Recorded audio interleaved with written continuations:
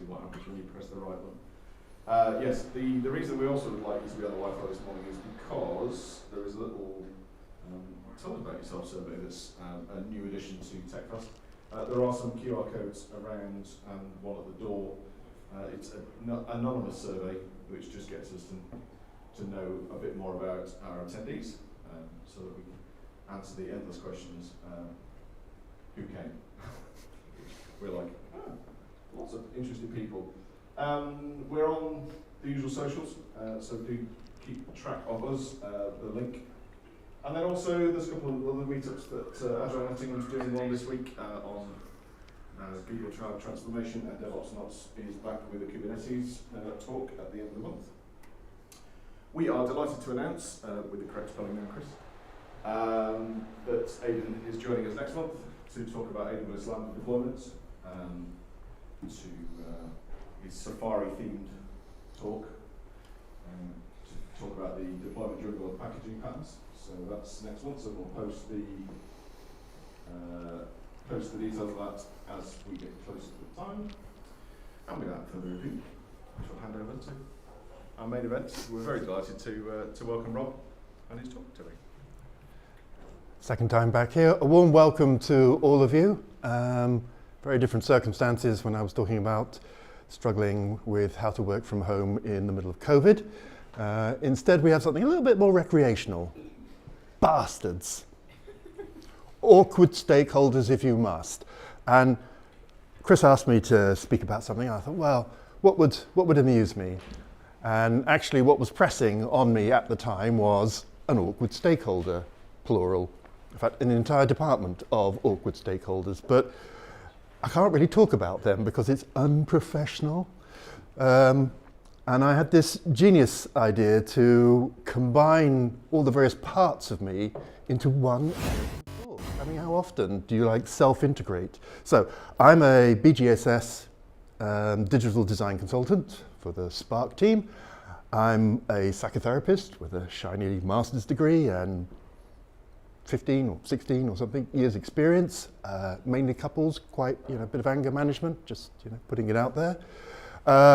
I have a YouTube channel and I am a lifelong buff of military and naval history. And I had the idea that you could take the various shades of awfulness that stakeholders can come in and reflect that through the medium of terrible generals, because there are lots of them. I mean, literally there are about 10 or 15,000 generals in World War II alone, and many, many, many of them were shockingly awful. So what I thought would be fun to do was to introduce you to half a dozen of them, because awkward stakeholders come in many, many flavors, and use them as a kind of foil to think about how to deal with them. So a tiny piece of military history, I'm so in my element, followed by a little bit of tiny piece of psychological theory, because it's breakfast, and then working our way through some strategies that I've certainly found helpful and some of my clients have found helpful in dealing with these bastards, and then a space for yourselves, a little bit of a open surgery if you want to bring your own horror stories, triumphs or, ghastliness, and just feel better for venting a bit. That's absolutely fine. So keep it in mind for yourself how some of these characters resonate with your working lives and what you've had to put up with. So, first of all, let's bring on down Fedor von Bock. Now, doing 6 people, you've probably only heard of one of them. They were all, well, one, pretty famous in their day. So Bock was one of Hitler's 3 army group commanders, crashing through Poland and Holland and Belgium and France, and then all the way up through Russia until the gates of Moscow. Horrible person. I mean, all generals are a bit killy, but, some of them are quite urbane and nice and clubby, but not Bock. He was tolerated by Hitler because he was successful, and that's a trait with this kind of, when I think of awkward stakeholders, this sort of shouty, unpleasant know-it-all is the one that always sort of leaps directly into mind, even though there are many other flavours. Yeah, he didn't end up at Nuremberg through the medium of being killed 3 days before the war ended, but unluckily, or luckily. And yeah, he was awkward, because he hated everybody. I mean, he was like an equal opportunity hater. So he was insubordinate to his superiors, didn't think they knew what they were talking about, thought he should be the superior. It was envious, deeply envious of the success of any of his peers, and was miserable and horrible and awkward and difficult and demanding for any of his hapless inferiors. He also was a complete sort of mechanic. You know, he didn't really care. So long as he was successful, that was fine. He came from a Prussian military tradition where victory was everything, and, you know, people dying and stuff was just an unfortunate thing because he'd get the medal. So yeah, unpleasant on all levels, and I'd find him a complete bully. Now, luckily, usually, this kind of character has passed into history a little bit. And as with all of these guys, these are grotesques, these are archetypes. The people you will have dealt with are like dialed down a bit. But I'm sure, well, I certainly know some shouty, unpleasant, unredeeming so-and-sos that I've had to deal with. So yeah, hi to Fedder. Now, different end of the scale, Arthur Percival. Terribly good staff officer, terribly shit general, unfortunately. And it is one of the characteristics of many of these people is that they're often good at something. After all, they have been promoted all the way up to being a general, and then they're put in a situation where they're just rubbish.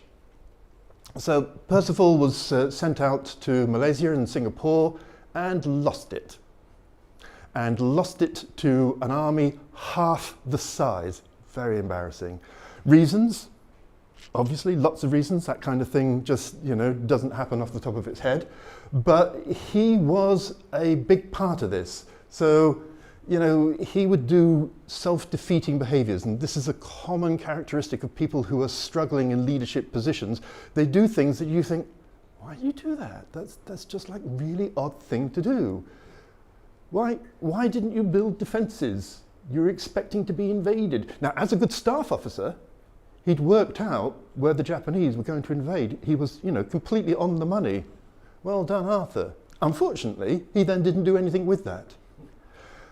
He also did that thing of going by the book. So the book said, the thing to do is spread your forces so you defend in depth. So the enemy gets ground down every time they advance somewhere. It gets less and less, and they get wearier and wearier.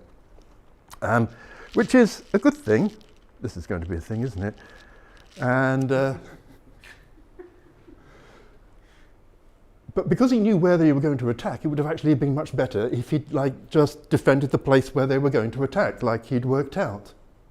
So he's awkward because, well, first of all, he's got no confidence in his mission. He didn't really think it was a doable thing. This is not a good place for a general or a leader to come from. Deeply uninspiring, gloomy, low energy. How are you today? You know, he'd have been like the most boring person on a stand-up ever. And rigid in a, you know, this is how you apply things. And he's at the completely opposite end, but he's just soul-sapping to work with. Poor old Arthur. Maurice Gamelin. He was the commander-in-chief of the French army. You know, the surrender monkey French army. He was, along with his immediate successor, Maxime Weygand, he was directly responsible for the catastrophe that was the fall of France within 6 weeks, leading to us having to skedaddle through Dunkirk, and it was all very unpleasant. And everyone was very surprised, not least the Germans. And he was very good at being political, because he operated within the French Third Republic, and the French Third Republic had 23 prime ministers over 10 years between 1930 and 1940. So, whereas with Feder, you wouldn't want to go for a meal with him because he'd just be silent and angry all the time, and you wouldn't want to go for lunch with Percival because he'd just, bring everybody down. Maurice, he'd take you to the finest restaurants, he'd know the greatest wines, he would be, a lovely little chap. He was only sort of here, and really knew how to work a crowd. Just shit at being a general. So he was always a chameleon. You never knew where he stood. Actually, you did know where he stood. He stood wherever the political party of the day stood. He was hard to get hold of, so he physically retreated into a chateau, very nice, outside Paris, like 20 miles outside Paris. He had no telephones or radios. And by radio, I mean wireless telegraphy, Morse codey kind of stuff. I mean, that had been around for like half a century. So all of his orders had to go on dispatch riders on motorbikes. Now, I don't know if he had like some sort of motorbike, leather-coated thing going on, but it was incredibly hard, and he essentially became like a black hole of leadership and just sort of wandered off into the distance, and you never knew. So this sort of passivity meant that when the Germans attacked with enormous vigor and German, stuff that they were apt to do, there was just this limp non-reaction from the French and the British and the Belgians and the Dutch, who he also commanded. So nice face-to-face, rubbish otherwise. Next up, Lloyd Fredendall. Now, he often tops the lists of worst general, often because Americans vote for him, and he is, as you can see, American. He was in North Africa. The Americans were super keen. They'd just entered the war, well, like a year earlier. Well, entered, I say, forced into the war. And this was the first time the American army was actually going into actions. They invaded Morocco and Algeria and then marched into Tunisia. And in Tunisia, in an obscure pass down in the bottom, where traditionally they make Star Wars films, is where he had an action against some guy called Erwin Rommel. And it didn't go well at Kasserine Pass. It was incredibly embarrassing. All of this wealth of American technology and American gusto and get up and do suddenly came flat on the face as it was terrible. And he was very good at training. So back to the theme of they're all very good at something, otherwise they wouldn't get promoted. And he was one of the guy called Marshall, who headed the entire US Army. He was one of the Golden Boys, along with people like Eisenhower, who did quite well, became president and stuff like that. And yet he sort of collapsed under the weight of command. So he would do bizarre things. The story goes that he was appointed a new deputy, and the deputy arrived at the HQ and said, "Well, Lloyd, great to see you again. What are we doing here?" And he said, "I'm going to bed. Over to you." Okay. Traditionally, in these circumstances, you have a bit of a briefing, maybe a little handover, like scope alignment thing or something. Anyhow, baffling orders. I'll get to those in a moment. He famously built, well, he didn't build it. He got an engineering battalion that's about 500 men to construct a series of caves in a mountain to be his HQ, 70 miles behind the front. Now, he should have been like 15, 20 miles and visiting regularly. So he's like way, way back with this palatial headquarters that just left everybody a bit baffled, not least the engineers.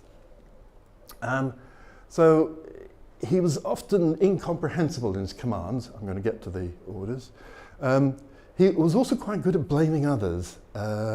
So when people psychologically get a bit overwhelmed, they want to retreat into a cocoon, into a womb, into a cave. And he was literally doing that.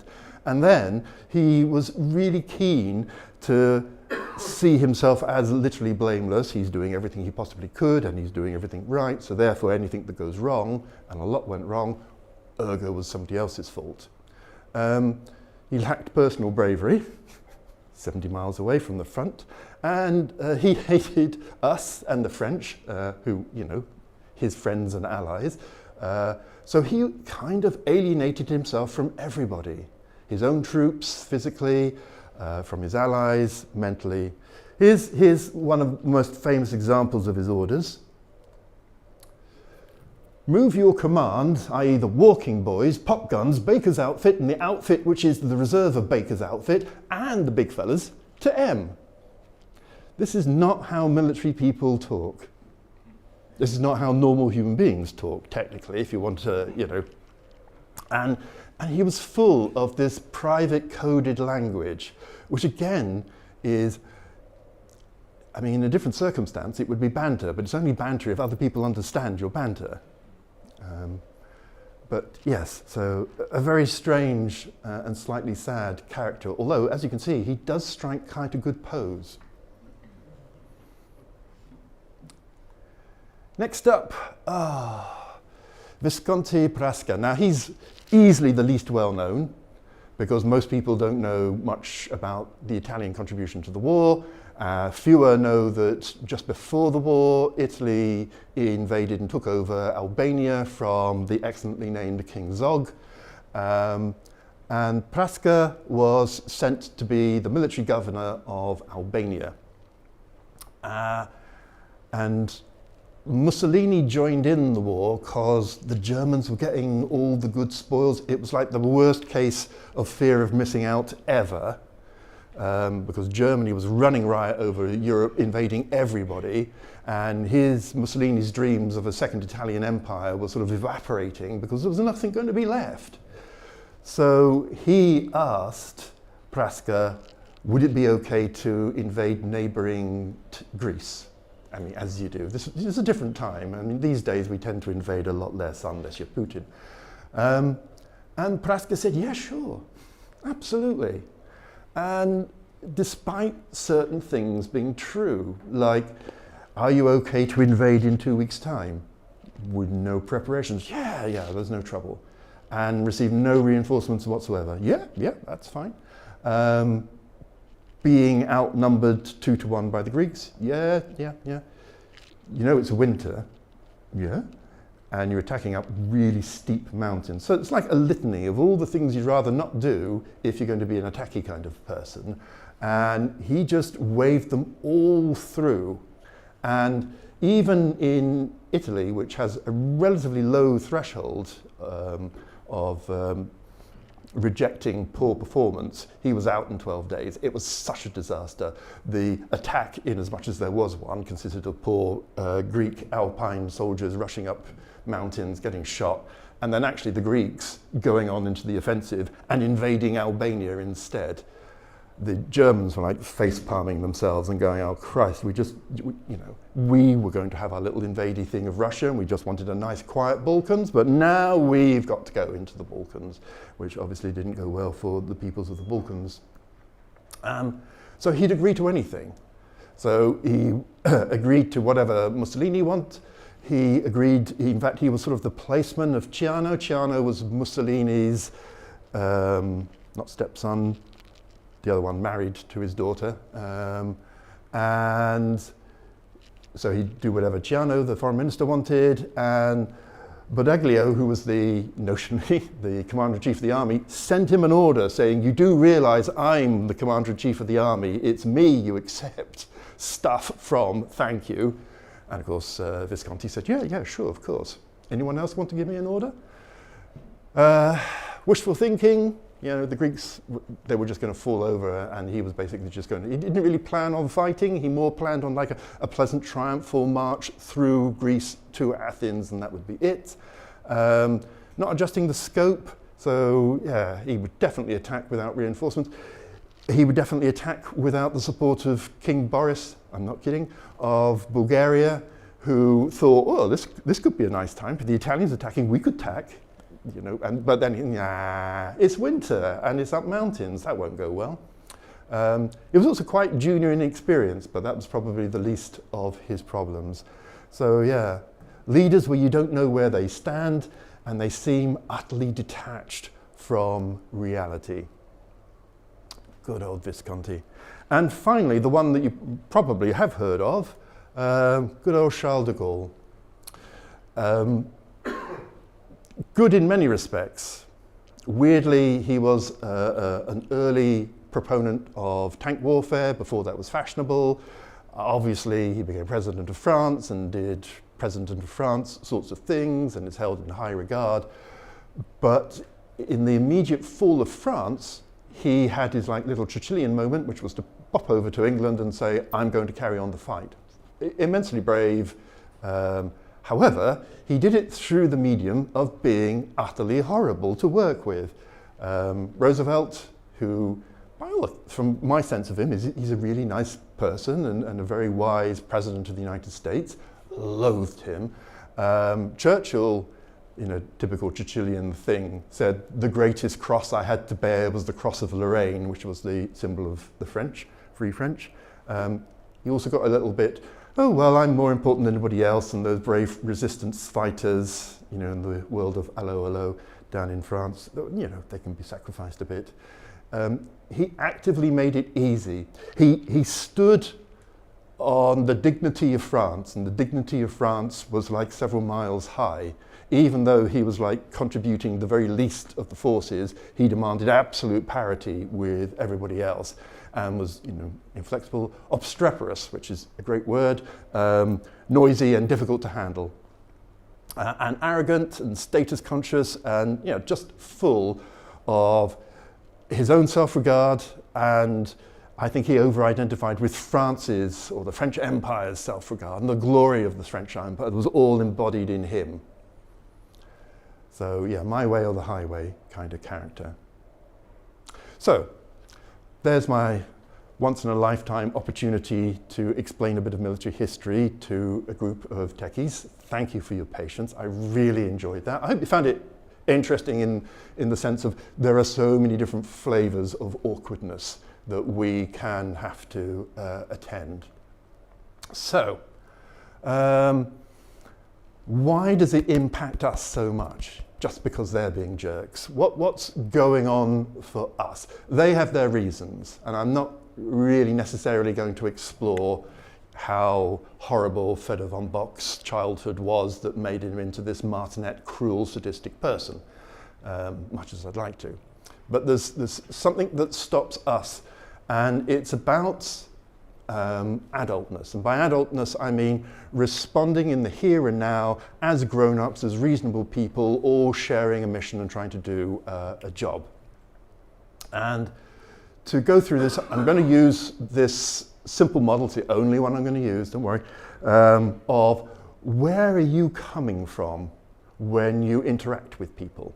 So are you coming from this adult place where the behaviours, thoughts and feelings are here and now and relevant and appropriate? Are you coming from a place of the shoulds and musts that you learnt from being with parental figures, the laws, your internal laws, or indeed your internal blinkers about how the world should be ordered? People should put the loose seat down after they've used the toilet, sort of thing. Are you coming from a childlike place, not childish, but somewhere where you are, it's revisiting some important, sometimes traumatic, early life experience? So whenever my manager or my manager's manager says, Rob, can we have a quick word? I'm immediately transported to sitting outside the headmaster's office for reasons that I haven't done anything wrong, but I might get a caning because that's quite a long time ago, and burning with a sense of it's not fair, with a slight trembling lip and all of that. Even though my conscious mind, my adult mind, saying, "You've been doing great stuff, Rob. Everybody likes you. It's absolutely fine. There's no need to panic." So I feel this pull to get a bit about the whole thing. So let's unpack that as it relates to these difficult people. So when your stakeholders, particularly kind of the telling off ones, because they push out a kind of angry energy at you, they invite you typically into a childish response.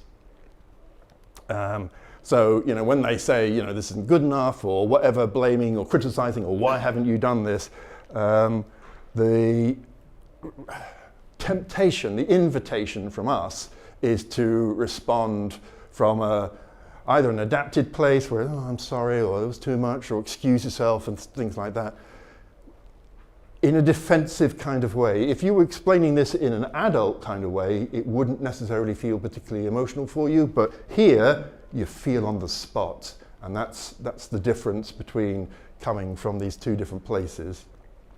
So you feel one down, and you're putting them one up over you, and it's an uncomfortable, awkward, nervous, anxious, trembly kind of place that you're having to deal with there, and you're not enjoying it. It's not enjoyable in any way. So typical flavors of this kind of interaction is you feel small. You feel, you know, the word belittled speaks to that smallness. So you may feel uncomfortable in this power dynamic. They seem incredibly powerful, you seem incredibly powerless, isolated, on the spot. You may go, I may go, let's own that, into an over-pleasing, yes sir, no sir, 3 bags full sir kind of place to try and make it better, to try and deflect any anger and uncomfortableness. Some of you may go into a rebellious place, known technically, I think, as the fuck you, or you can't make me kind of place, where it feels like a place of strength, but actually it's a place of the naughty child. And potentially, for some, it can replay a trauma. Some really ugly place. Depends on who this big figure is to them, what they represent. But that's definitely, you know, we bandy around the word triggering quite a bit, but actually, for some of these situations, it can trigger an unpleasant is probably too mealy-mouthed a word there, some shocking and horrible experience. That works well for the de Gaulles and the von Bocks of this world with their shouty, imperious, egotistical ways. For Visconti Prasca and for Arthur Percival, the weaker ones, the reverse dynamic can take place. So their weakness and their timidness and their blamingness can make them into this childhood place and encourage you to assume this telling off place. So, but in a weird way, because they're our leader, but they're acting like they come from this weak, childish place. So we're tempted to like gossip about them. Aren't they crap? God, so useless. And they are tend to disengage or be subservient. So you get Lloyd in his HQ 70 miles away. You get Visconti agreeing to everything under the sun. You get Arthur, who's just really depressed about the whole thing. And there becomes an absence of stakeholder leadership. And in that absence, you can't really take control because it's not your job, it's not your pay grade. But you can bitch and moan about it. And for the rebellious ones, you can just go off and do your own goddamn thing because you have no respect for this weaker person. So you see this sort of passive-aggressive condemning of these weak leaders, highly critical of them, and some level of controlling. I'll just do my own thing. So we can be complicit, and this was a bit of revelation for me when I was working through this. I thought, oh crap, actually, this works both ways. Because usually when you think of awkward stakeholders, you think of the powerful, shouty, annoying ones. And, but actually, for the weak ones, it goes both ways.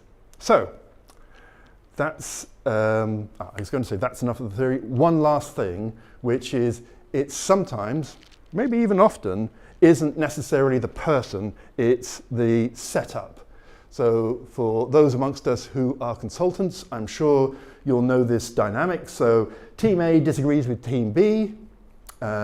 Team A employs consultants to come and tell off Team B and tell them how rubbish they are and fulfill Team A's agenda, because they were right.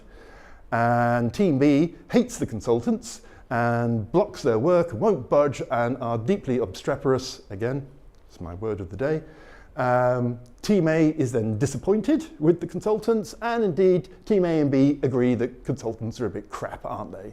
So this can set up a whole piggy in the middle game of awkwardness in which the personality types of those 6 generals that I described can play out both the weak versions and the strong versions. But it's helpful to be aware of the meta-narrative that's going on in the situation that's being set up to be awkward. So, how to fix it? Well, the dream, well, my dream, is I'm this little fish and I'm being bullied and buggered around by this big fish, and if only I could go to my superiors, they could be the bigger fish and tell them off, and then they'd do the right thing. Never happens. Sorry. Yes. Big fish have bigger things to worry about, and they are never really prepared to expend the level of political capital it would do to tell off someone else in someone else's organisation and things. It's a lovely dream, but let it go. Let it go. It's not, just not happening. So instead, these are ways that work for me. I'm really interested to hear later on ways that work for you in understanding what's going on and understanding my part in the dynamic. So in no particular order, there's working to see the feeling behind the feeling. So Von Bock is really angry, but why? What's driving that anger? What's grinding his gears? Because you can't address the anger, but you might be able to address the thing underneath. Trying to achieve a dialogue with this person rather than conversation. I'll get into that a little bit more. Love bombing them. This is my own personal favourite, but that's because of the kind of person I am, where you do exactly what they say in the way they exactly said it, in the hope and expectation that it all gets better. And then finally, and somewhat sadly, because I'm a therapist and you do say that, you know, change you, not them. It just sounds really weak. But it can allow you to survive in a toxic environment. So that's really what the aim of that is. So, the aim of all 4 of those is to restore the conversation when they are telling you off or being weak, is to cross this transaction, is not to go to your weak place, or if you were dealing with a weak variety, not to go to your parent place, and instead stay in an adult place with these people. And I've seen this particularly, and I want to shout out particularly to delivery managers who are often very good at this kind of crossing, where they take the steam out of Mr. Angry and keep it on a grown-up, here and now, this is the reality kind of place. And a lot of DMs have some real skills in this area. So yeah, the feeling behind the feeling. So lots of people have a favourite feeling, or indeed, I suppose technically lots of families have feelings that aren't allowed to be expressed, and therefore you express how you feel in another way. So my family wasn't allowed to really feel sad because my mother was depressive and she could out-sad all of you. I mean, like all of you combined. So there was just no point trying to feel sad in my house. So I would not do that, and I'd do something else. Very commonly, it wouldn't be acceptable to be vulnerable. You can't be weak. So whenever you're scared, you have to not show that scare and instead show anger. Anger's usually the classic. So for von Bock, this I would imagine would be a lot, because being a general is actually quite scary. You know, you're completely dependent on your reputation.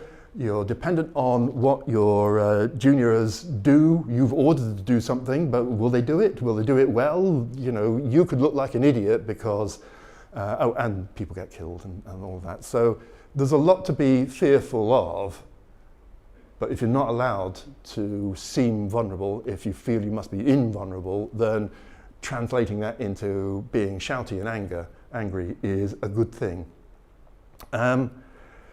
This disallowed, you know, the classic big boys don't cry is also a classic for presenting a mask. So good old Maurice was, you know, very smooth and very urbane and knew all the right wines to go with all the right foods. But that was a social veneer, and underneath, you never really got to know the real him. In fact, I imagine out of all 6 of the generals I've told you about today, I doubt you'd have got to know the real them at all, maybe with the exception of Arthur Percival, because he was so glum and gloomy, he'd probably tell you how depressed he was and things. And then intolerable feelings. So a common thing is you have a feeling and your intrapsychic processes are so poor, your reflection, self-reflection is so low that you can't handle them, you can't do them. So one of the best things to do with them is to give them to somebody else and get shouty and then feel a bit happy about it, because now the other person is scared because you were scared, and through your shoutiness, you've given the other person the scare that was yours. Genius. Or difficult to be with. So understanding the feeling behind the feeling lets you address what's really going on. And with awkward stakeholders, it's a fair bet that fear, scare, is the predominant thing. They're probably not too sad. And if they're angry, angry is a defensive emotion. It's there to protect you by attacking someone else. So what is the scare, principally, that they're scared about? And if you can get them to talk about the scare, then you will go a long way into defanging this kind of behavior, because you can come alongside them and say, yes, we together can address that scare. But if they're just shouting at you and you don't know what they're scared of, you're on a hiding to nothing. And this nicely segues into dialogue, not conversation. So I'm calling conversation as the exchange of ideas and opinions and you know, stuff. But dialogue is actually an attempt to have an empathetic exchange with them, to walk in their shoes, to understand what it is that's driving them. So, you know, what does this project actually mean to them?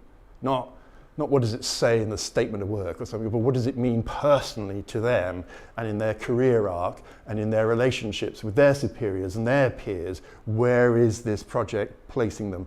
Is it placing them in one of those awkward piggy in the middle situations within their organization? Is it a poison chalice within their organization? Are they going to look like an idiot?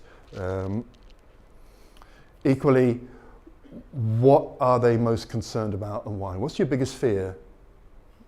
To be able to have this conversation is to be able to step outside project documentation and actually listen to the human behind the story, because of course none of this is really documented ever.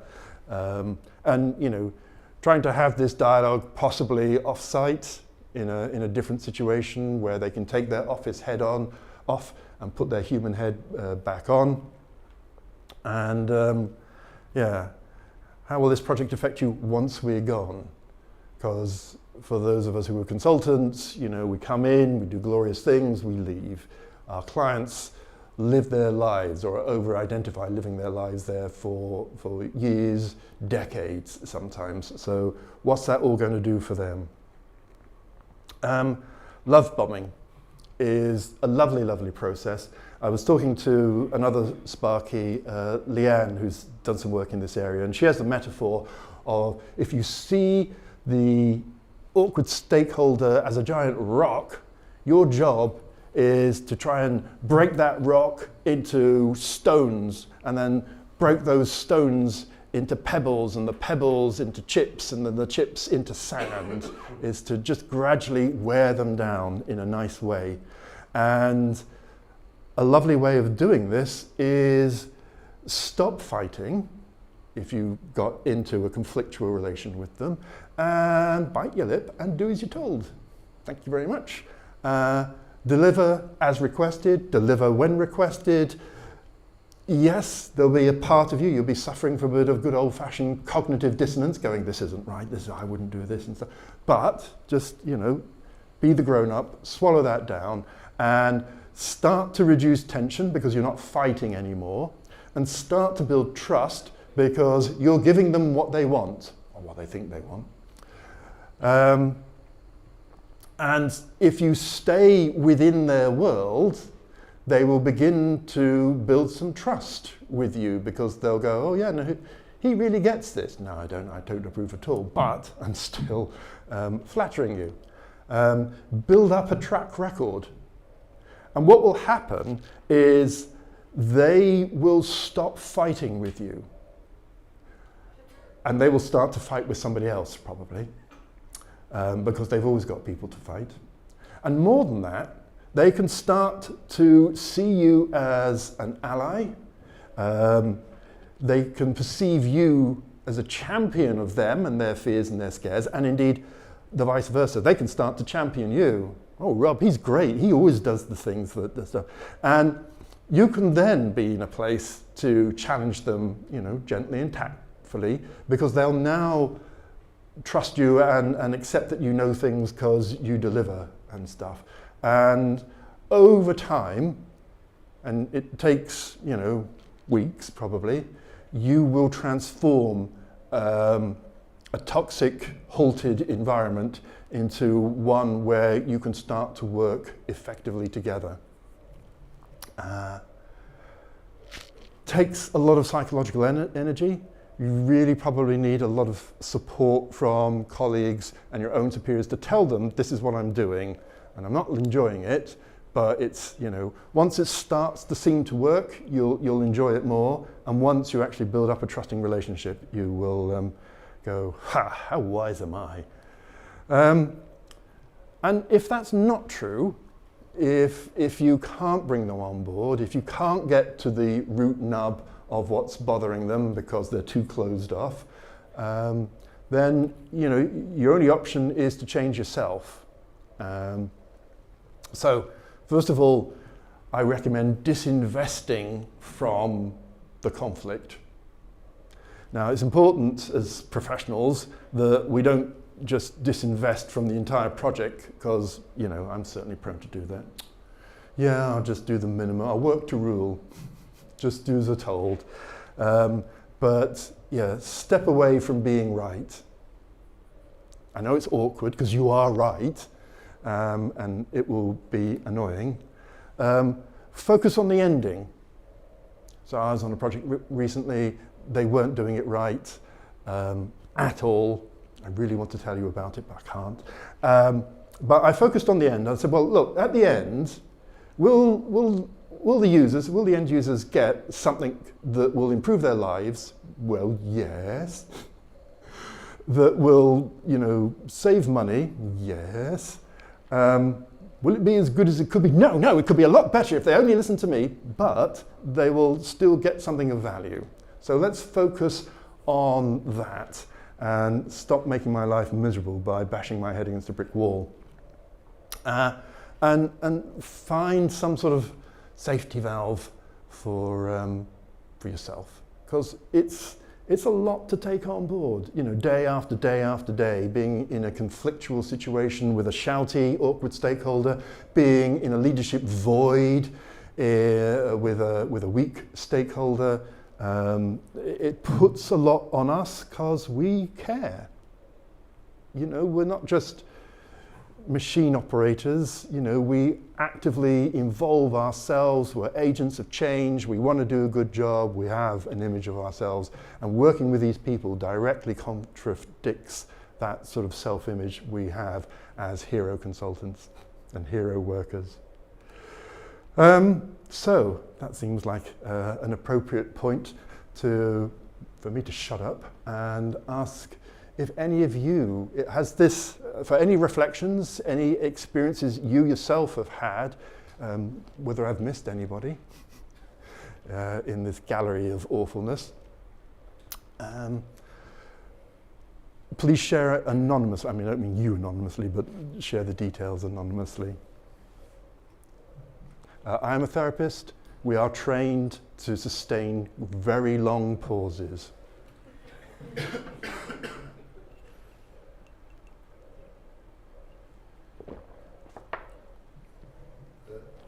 thing about the anxiety. Oh, do I have to be? Well, just.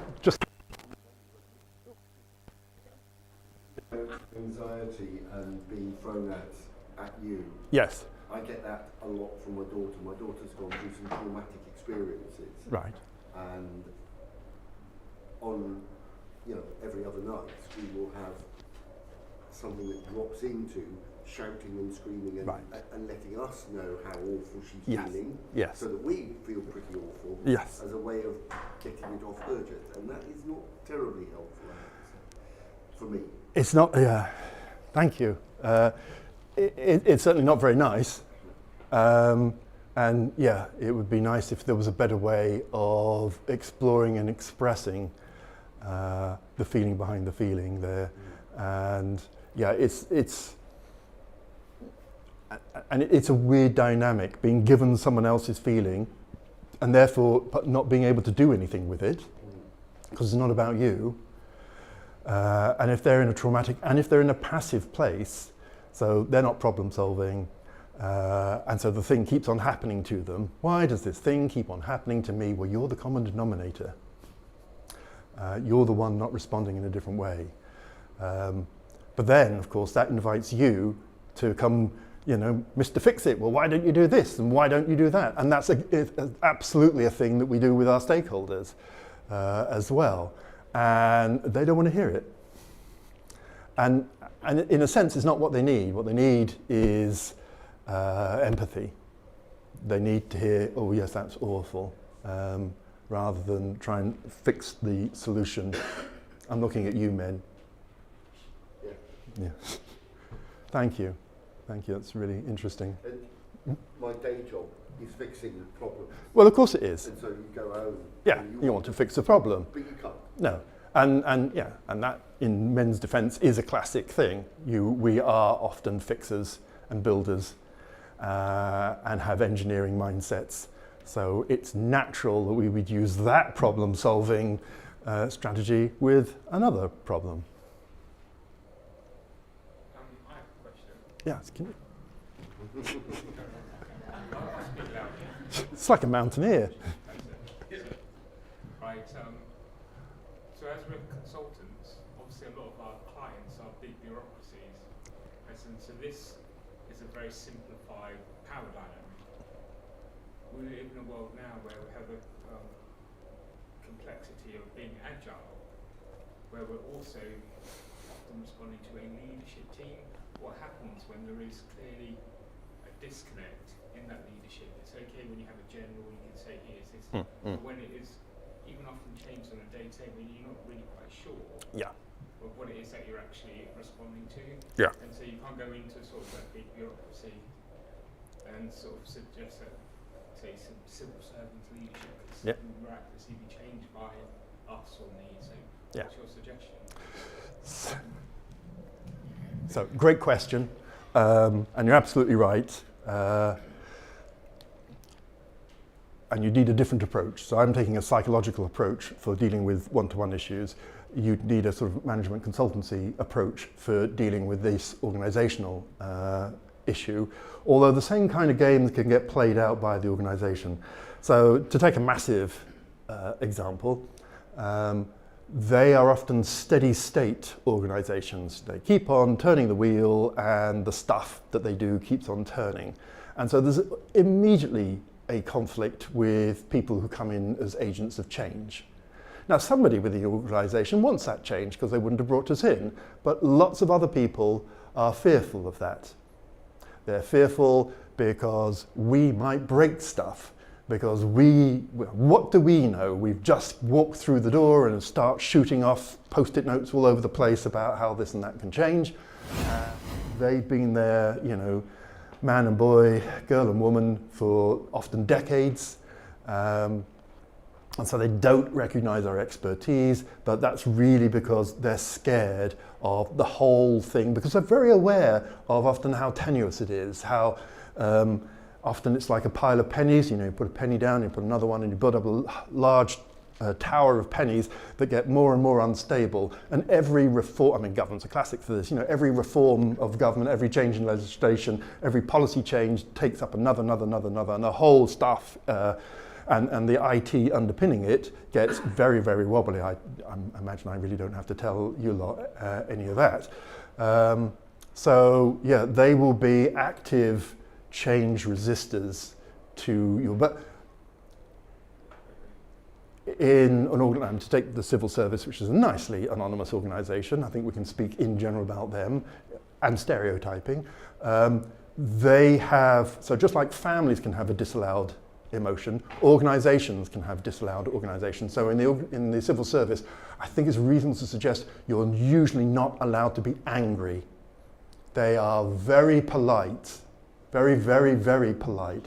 But this means they often have their conflicts through code. And it, with the exception, by the way, the ministers are allowed to be shouty, but anyhow. And so it's often in sort of foot dragging, passive resistance, or it's in over detailing. Oh, I liked your idea. However, here's 17 pages on why that's a bad thing for you to do. You are in a bit of a bind because we are not going to change that organisation and its structures. So it's really about disinvesting a little bit and acknowledging the little baby steps they're taking, owning the frustration that they're missing the opportunity to take big strides because it's all too difficult. And yeah. There's also, you made the reference to the importance of an effective delivery manager. Yeah. But particularly over time, embedded projects or work where the delivery manager becomes part of the wider problem as well. So if you're part of a squad or a project that obviously ultimately interfaces with the delivery manager, what's the suggestion? So if your delivery manager goes native, Basically, it's easier for a delivery manager if all of these or over time to overhaul, they become passive. Or your delivery manager is delivering 10 projects simultaneously. That's a civil service favourite, or a large organisation favourite. So you're stymied. Sorry about that. It is just a thing to grab that overwhelmed delivery manager and get them to escalate up is going to take an enormous amount of energy from you. It's going to take an enormous amount of energy from him because to tackle something is going to be a big effort, and his 9 other projects are going to suffer as a consequence. So yeah, that is just a tough gig. And sometimes we get tough gigs. Sorry about that. So then it's about managing yourself and stopping the frustration and the upset and the conflict within yourself being ruining your day/week. Last one, I think, because I'm conscious of time. So I'm not familiar with the people here. I am slightly now. But how much does the coping mechanism or the approach to these people differ depending on how much they recognise their own behaviours? So that's a really good question. I think none of these guys would have been in any way self-reflective. I mean, this is the 1940s, you have to be aware of the time. So, yeah. And most of awkward stakeholders are unaware that they're being awkward. They're defending the organization, they're standing up for what's right, they are, most people like to see themselves as good and on the side of the good guys, and they almost invariably will. They certainly neither want to cause cruelty or depression or confusion or an absence. They're trying their best with the resources that they've got to hand, is the phrase we use in therapy for all of our clients. However unsettled and in a poor place they are, they're still trying their best with the tools that they have. So you can view it as an absence of tools, an absence of self-awareness and self-reflection, and yeah. So a dialogue, if you can manage one, a real dialogue, would be eye-opening for them, particularly if they came to realize the impact of how they're being on us. Yeah, because I think just reflecting on some kind of more recent experiences, certainly leaning towards maybe the bottom right, kind of that side of things, which you can see in maybe some of our people that we come across in some of our day-to-day things. That's quite a hard one to break through, because even if you have that dialogue, yes, that arrogance can still get yeah. in the way somewhat. Yeah. It's a blocker. It is a blocker because the arrogance is there as a defense, and they're more arrogant the more defended, and the more defended the harder it is to let that wall down. Sorry, I hate the use of the word wall, but anyhow. So yeah, for De Gaulle to have actually acknowledged we've been trashed, we're nothing anymore, the whole country's gone to rack and ruin, we're like the beggar outside the banquet. That would have been intolerable for him to admit. He had to inflate himself in order to protect the whole of the nation and the empire that he believed in fervently. So yeah, that is a difficult come down to do. Sorry about that. Is that us? Okay, well great. Thank you very much for coming. Thank you very much for sharing those experiences. And thank you very much for letting me combine therapy and military history and consultancy all in one lovely, neat package. I'm having a lovely day. Thank you.